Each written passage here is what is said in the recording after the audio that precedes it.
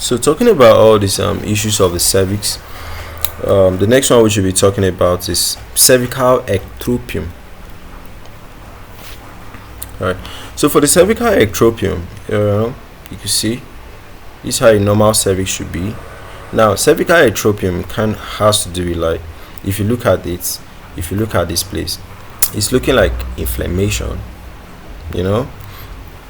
So it's also known as cervical eversion, or sometimes called cervical erosion, you know. So it's a benign condition where the glandular cells from the inner cervix, right, they become visible on the outside of the cervix, you know. So it's not a disease, right? It's just a variation in how the cervical cells appear. But wow, it's a disease though, you know, because normally they shouldn't be appearing on the outside, you know. So what causes it? It has high estrogen levels, so common during adolescence, pregnancy, or when using estrogen-containing contraceptives. Hormonal changes, congenital factors. So some women are born with this cellular arrangement. All right.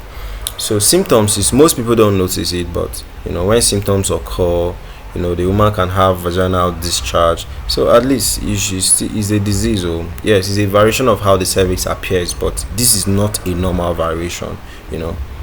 She can have spotting between periods. She can be bleeding or have pain when she's trying to have sex. Pelvic discomfort too. All right. So diagnosis is pelvic examination, pap smears, colposcopy, then biopsy. You are taking some tissues, send it to the lab. This is because you want to make sure that this is not related to anything cancer. So treatment is if it is asymptomatic, then no treatment is required.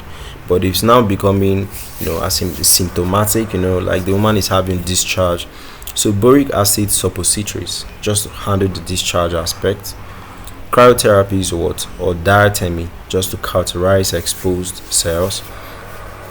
Silver nitrate applications to reduce the bleeding. So if symptoms are linked to childbirth pill, then basically you have to stop that childbirth pill and switch to another contraceptive alternatives. Right. So that's it for cervical ectropion.